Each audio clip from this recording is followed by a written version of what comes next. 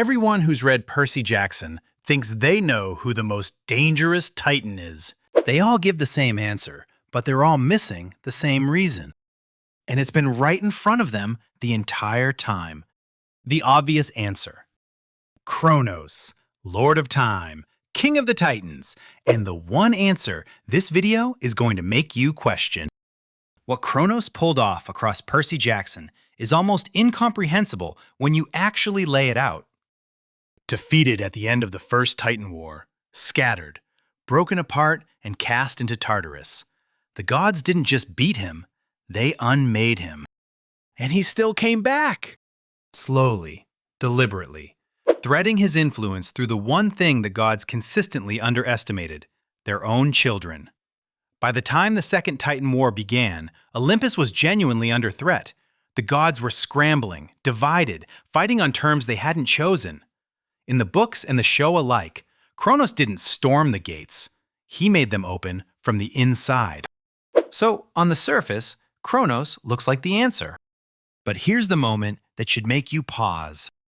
When Luke finally breaks through at the end, most people remember that as Percy winning, as Kronos being defeated. Look at it again. Kronos didn't lose control because Percy overpowered him.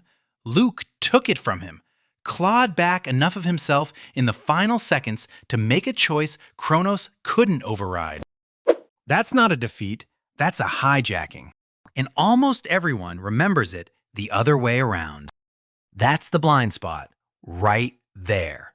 If Kronos was truly the most dangerous thing in that war, how did a single moment of human will undo everything? The army Kronos assembled tells you something about him that the war itself never makes explicit. And that's exactly where we're going next. The army he needed. To understand Kronos, you have to understand who he needed around him. The Second Titan War wasn't won by one Titan. It was a coalition. And when you look at who Kronos recruited, what they could actually do, a quiet but uncomfortable question starts to form. If Kronos was the most dangerous, why did he need them so badly? In both the books and the show, Atlas isn't a background figure. He's the general, the one Titan whose presence on a battlefield changes the entire shape of a fight. He held the sky on his shoulders for eternity and treated it like an inconvenience. When Percy, Annabeth, and Thalia face him at Mount Tamalpais, three of the most capable young demigods alive, Atlas isn't remotely troubled. He doesn't lose that confrontation because he's outmatched. He loses it because he gets outmaneuvered. There's a difference. And Kronos needed him. The Titan of the East, Lord of Light. In the Battle of Manhattan, Hyperion doesn't just fight, he burns. Trees ignite around him, the ground becomes a hazard, the air itself turns hostile. Stopping him doesn't take a stronger opponent. It takes Grover summoning a force of nature so overwhelming, it physically consumes him.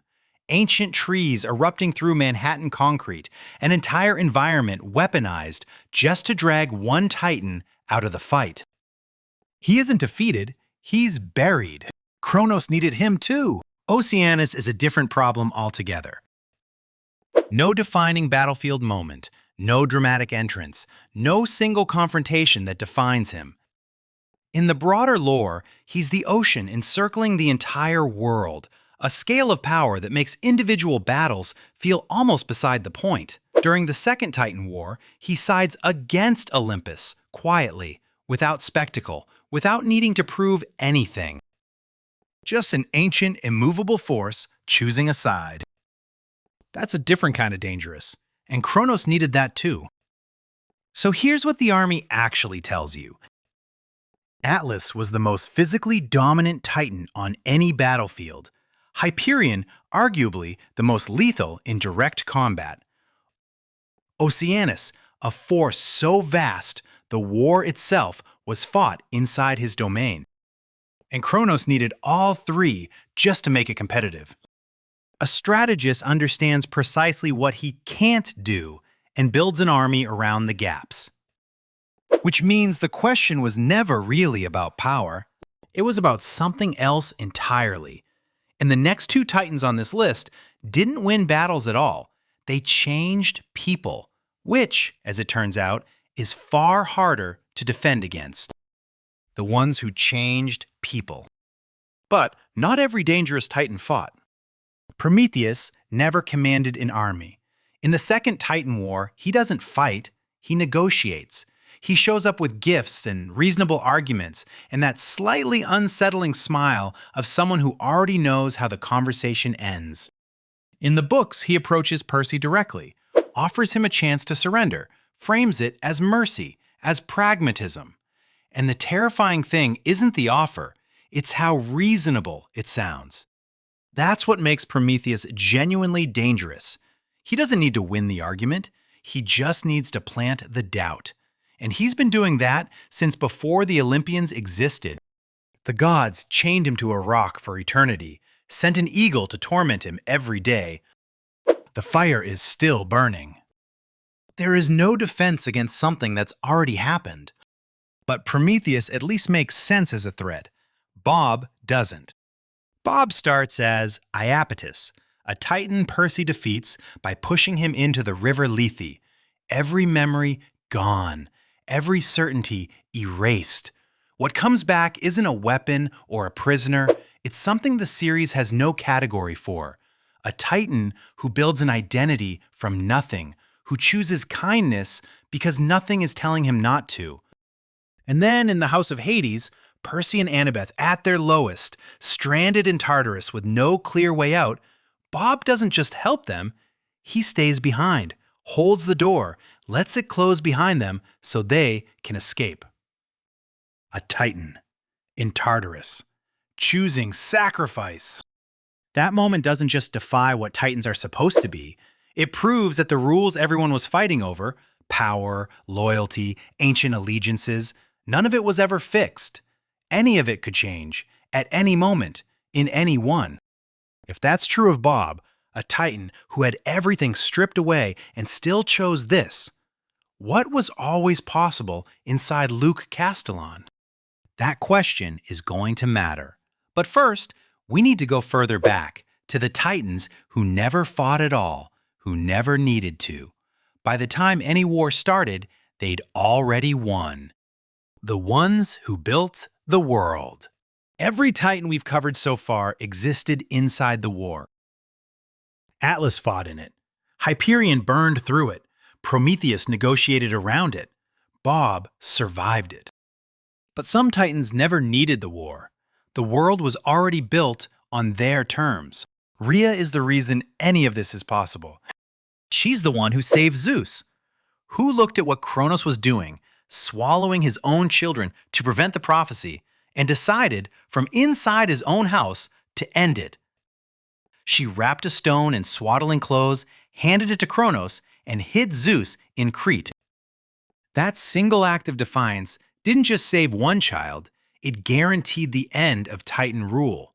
Think about what that actually requires: the patience to wait, the clarity to see what needed to happen, and the nerve to do it alone, inside the house of the most powerful Titan alive. Rhea didn't fight the Titans. She outlasted them from within. Every moment of Percy Jackson exists because she made that decision. If Rhea sides with Kronos, there is no story. There are no Olympians. There is no war to fight. She is the hinge the entire mythology turns on. Themis chose a different kind of influence. The structure that governs how gods interact with mortals, how prophecies function, how the cosmos maintains order, Themis built that. Before the Olympians existed as a ruling power, they won the war, they took the thrones, they renamed everything. And then they sat down inside Themis's rules and called them their own. That's not a defeat. That's a different kind of victory, one that doesn't require winning a single battle. But Mnemosyne operates on a different scale entirely. Memory. In a mythology where identity and power are tied directly to what is known and what is remembered, that's not a peripheral role. The Muses are her daughters. Civilization preserving itself across generations flows directly from her. Without memory, there is no mythology. Without mythology, there are no gods. Without gods, there is no war. Mnemosyne didn't fight for the world. She's the reason the world remembers itself. Remove any one of them from the equation, and the war doesn't happen. The gods don't exist. The story doesn't exist. They didn't shape the conflict. They shaped the conditions that made conflict possible. And that's a scale of dangerous that Atlas and Hyperion never came close to. If the most dangerous thing a Titan can do is create conditions that can't be undone, if it's about what you leave behind inside the world, inside the war, inside the people fighting it, then we already know where this is going. One moment, one person, one choice Kronos made that had nothing to do with strength. Kronos wasn't fighting a war. Kronos understood something none of the other Titans did, something that Atlas with all his strength, Hyperion with all his fire, even Prometheus with all his foresight, never fully grasped. You don't need to destroy your enemy. You just need to make the war unwinnable on their terms. Kronos didn't recruit an army first. He found a boy. A son of Hermes who felt overlooked, undervalued, and let down by the very gods he'd been raised to serve. A boy with genuine grievances, real pain, and enough talent to be useful.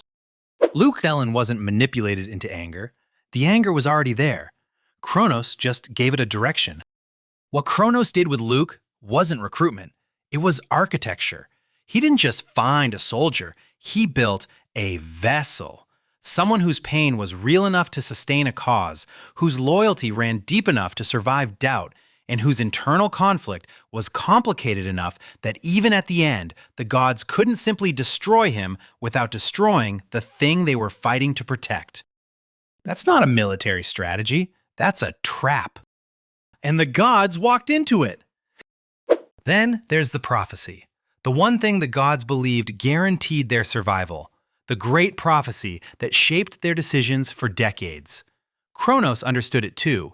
He didn't try to prevent it. He planned around it, positioned Luke at the center of it, and turned the gods' greatest source of certainty into their greatest source of paralysis.